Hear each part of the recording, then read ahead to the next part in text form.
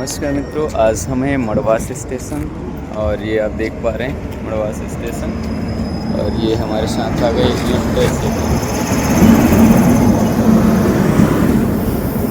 और आज हम सवारी करेंगे इंटरसिटी का। ये मड़वास रेलवे स्टेशन है और ये पूरी पब्लिक है ट्रेन में चढ़ने के लिए।